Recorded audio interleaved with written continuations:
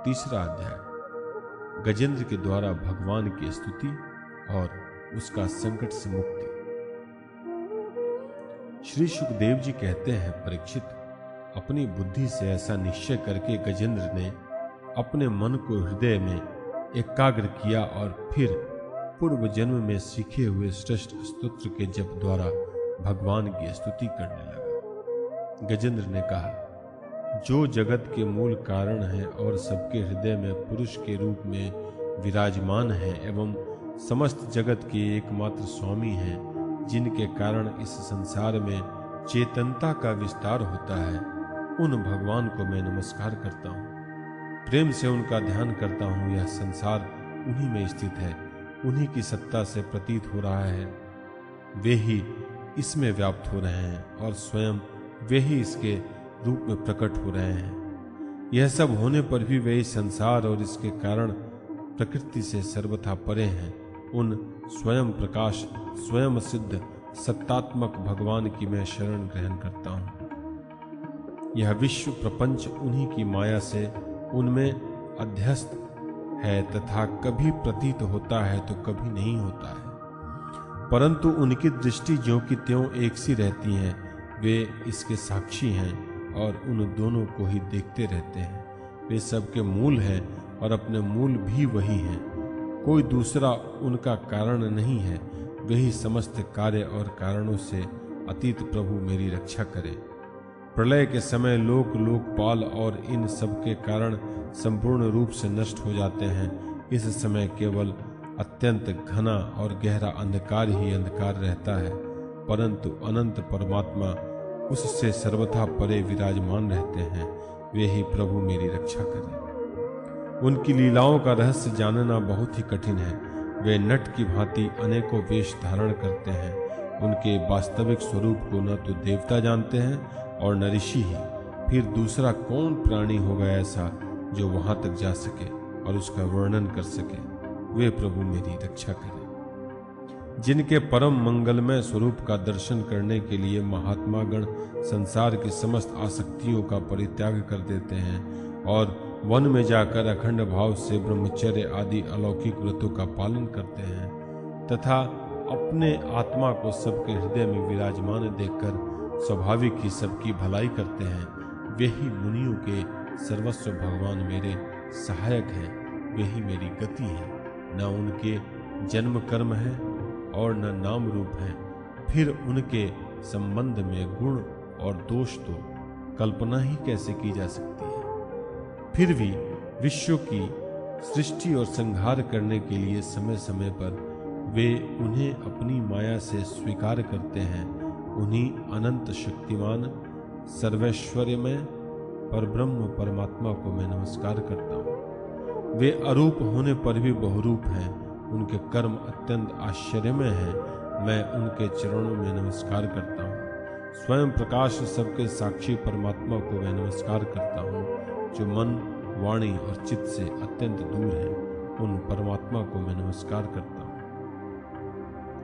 विवेकी पुरुष कर्म संन्यास अथवा कर्म समर्पण के द्वारा अपना अंतःकरण शुद्ध करके जिन्हें प्राप्त करते हैं तथा जो स्वयं तो नित्य मुक्त परमानंद एवं ज्ञान स्वरूप हैं, दूसरे को कैवल्य मुक्ति देने की सामर्थ्य भी केवल उन्हीं में है, उन प्रभु को मैं नमस्कार करता हूँ। जो सत्व रज तम इन तीन गुणों का धर्म स्वीकार करके क्रमशः शांत घोर और मूढ़ अवस्था भी धारण करते हैं, उन भेद रहित समभाव से स्थित एवं ज्ञान धन प्रभु को मैं बार बार नमस्कार करता हूँ। आप सबके स्वामी, समस्त क्षेत्रों के एकमात्र ज्ञाता एवं सर्वसाक्षी हैं। आपको मैं नमस्कार करता हूँ। आप स्वयं ही अपने कारण हैं। पुरुष और मूल प्रकृति के रूप में भी आप ही हैं। आपको मेरे बार बार नमस्कार है। आप समस्त इंद्रिय और उनके विषयों के दृष्टा हैं, समस्त प्रतीतियों के आधार हैं। अहंकार आदि छाया रूप असत वस्तुओं के द्वारा आपका ही अस्तित्व प्रकट होता है। समस्त वस्तुओं की सत्ता के रूप में भी केवल आप ही भास रहे हैं। मैं आपको नमस्कार करता हूँ। आप सबके मूल कारण हैं। आपका कोई कारण नहीं है। तथा कारण होने पर भी आप में विकार या परिणाम नहीं होता, इसलिए आप अनोखे कारण हैं। आपको मेरा बार बार नमस्कार है। जैसे समस्त नदी झरने आदि का परम आश्रय समुद्र है, वैसे ही आप समस्त वेद और शास्त्रों के परम तात्पर्य हैं। आप मोक्ष स्वरूप हैं और समस्त संत आपकी ही शरण ग्रहण करते हैं, अतः आपको मैं नमस्कार करता हूँ। जैसे यज्ञ के काष्ठ अरणी में अग्नि गुप्त रहती है, वैसे ही आपने अपने ज्ञान को गुणों की माया से ढक रखा है। गुणों में क्षोभ होने पर उनके द्वारा विविध प्रकार की सृष्टि रचना का आप संकल्प करते हैं। जो लोग कर्म संन्यास अथवा कर्म समर्पण के द्वारा आत्म तत्व की भावना करके वेद शास्त्रों से ऊपर उठ जाते हैं, उनके आत्मा के रूप में आप स्वयं ही प्रकाशित हो जाते हैं। आपको मैं नमस्कार करता हूँ। जैसे कोई दयालु पुरुष फंदे में पड़े हुए पशु का बंधन काट दे, वैसे ही आप मेरे जैसे शरणागतों की फांसी काट देते हैं। आप नित्य मुक्त हैं, परम करुणामय हैं और भक्तों का कल्याण करने में आप कभी आलस्य नहीं करते। आपके चरणों में मेरा नमस्कार है। समस्त प्राणियों के हृदय में अपने अंश के द्वारा अंतरात्मा के रूप में आप उपलब्ध होते रहते हैं। आप सर्वैश्वर्य पूर्ण एवं अनंत हैं। आपको मैं नमस्कार करता हूँ। जो लोग शरीर, पुत्र, गुरुजन, गृह, संपत्ति और स्वजनों में आसक्त हैं, उन्हें आपकी प्राप्ति अत्यंत कठिन है, क्योंकि आप स्वयं गुणों की आसक्ति से रहित हैं, जीवन मुक्त हैं। पुरुष अपने हृदय में आपका निरंतर चिंतन करते रहते हैं। उन सर्वैश्वर पूर्ण ज्ञान स्वरूप भगवान को मैं नमस्कार करता हूँ। धर्म, अर्थ, काम और मोक्ष की कामना से मनुष्य उन्हीं का भजन करके अपनी अभिष्ट वस्तु प्राप्त कर लेते हैं। इतना ही नहीं, वे उनको सभी प्रकार का सुख देते हैं और अपने ही जैसा अविनाशी पार्षद शरीर भी देते हैं।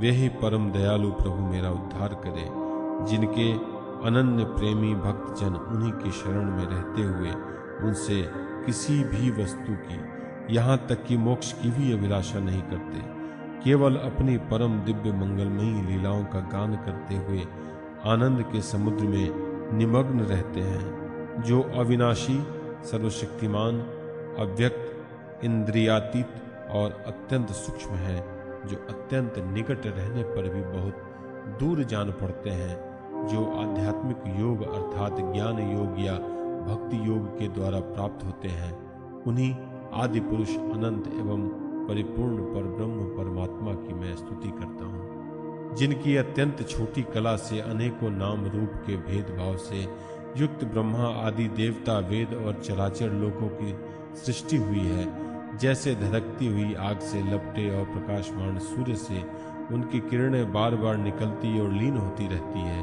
वैसे ही जिन स्वयं प्रकाश परमात्मा से बुद्धि, मन, इंद्रिय और शरीर जो गुणों के प्रवाह रूप हैं, बार बार प्रकट होते और लीन हो जाते हैं, वे भगवान न देवता हैं, न असुर, वे मनुष्य और पशु पक्षी भी नहीं हैं, न वे स्त्री हैं, न पुरुष, न नपुंसक। वे कोई साधारण या असाधारण प्राणी भी नहीं है। न वे गुण हैं, न कर्म, न कार्य और न ही कारण। सबका निषेध हो जाने पर जो कुछ बच रहता है वही उनका स्वरूप है, तथा वे ही सब कुछ हैं। वे ही परमात्मा मेरे उद्धार के लिए प्रकट हो। मैं जीना नहीं चाहता। यह हाथी की योनि बाहर और भीतर सब ओर से अज्ञान रूप आवरण के द्वारा ढकी हुई है। इसको रखकर करना ही क्या है? मैं तो आत्म प्रकाश को ढकने वाले उस अज्ञान रूप आवरण से छूटना चाहता हूँ, जो कालक्रम से अपने आप नहीं छूट सकता, जो केवल भगवत कृपा अथवा तत्व ज्ञान के द्वारा ही नष्ट होता है। इसलिए मैं उन परब्रह्म परमात्मा की शरण में हूँ, जो विश्व रहित होने पर भी विश्व के रचयिता और विश्व स्वरूप है, साथ ही जो विश्व की अंतरात्मा के रूप में विश्व रूप सामग्री से क्रीड़ा भी करते रहते हैं। उन अजन्मा परमपद स्वरूप ब्रह्म को मैं नमस्कार करता हूँ। योगी लोग योग के द्वारा कर्म वासना और कर्म फल को भस्म करके अपने योग शुद्ध हृदय में जिन योगेश्वर भगवान का साक्षात्कार करते हैं उन प्रभु को मैं नमस्कार करता हूँ। प्रभु, आपकी 3 शक्तियाँ सत्व, रज और तम के रागादि वेग असह्य हैं। समस्त इंद्रियों और मन के विषयों के रूप में भी आप पे प्रतीत हो रहे हैं। इसलिए जिनकी इंद्रियां वश में नहीं है वे ही आपकी प्राप्ति का मार्ग भी नहीं पा सकते। आपकी शक्ति अनंत है, आप शरणागत वत्सल हैं। आपको मैं बार बार नमस्कार करता हूँ। आपकी माया अहम बुद्धि से आत्मा का स्वरूप ढक गया है। इसी से यह जीव अपने स्वरूप को नहीं जान पाता। आपकी महिमा अपार है। उन सर्वशक्तिमान एवं माधुर्य निधि भगवान की मैं शरण में हूँ। श्री सुखदेव जी कहते हैं, परीक्षित, गजेंद्र के बिना किसी भेदभाव के निर्विशेष रूप से भगवान की स्तुति की थी। इसलिए भिन्न भिन्न नाम और रूप को अपना स्वरूप मानने वाले ब्रह्मा आदि देवता उसकी रक्षा के लिए नहीं आए। उस समय सर्वात्मा होने के कारण सर्वदेव स्वरूप स्वयं भगवान श्री हरि प्रकट हो गए। विश्व के एकमात्र आधार भगवान ने देखा कि गजेंद्र अत्यंत पीड़ित हो रहा है।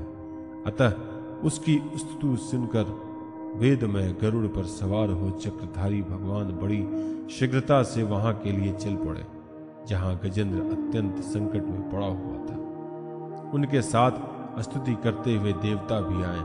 सरोवर के भीतर बलवान ग्राह ने गजेंद्र को पकड़ रखा था और अत्यंत व्याकुल हो रहा था। जब उसने देखा कि आकाश में गरुड़ पर सवार होकर हाथ में चक्र लिए भगवान श्री हरि आ रहे हैं, तब अपनी सूंड में कमल का एक सुंदर पुष्प लेकर उसने ऊपर को उठाया और बड़े कष्ट से बोला, नारायण जगत गुरु भगवान, आपको नमस्कार है। जब भगवान ने देखा कि गजेंद्र अत्यंत पीड़ित हो रहा है, तब वे एक बारगी गरुड़ को छोड़कर कूद पड़े और कृपा करके गजेंद्र के साथ ही ग्राह को भी बड़ी शीघ्रता से सरोवर से बाहर निकाल लाए। फिर सब देवताओं के सामने ही भगवान श्री हरि ने चक्र से ग्राह का मुंह फाड़ डाला और गजेंद्र को छुड़ा लिया।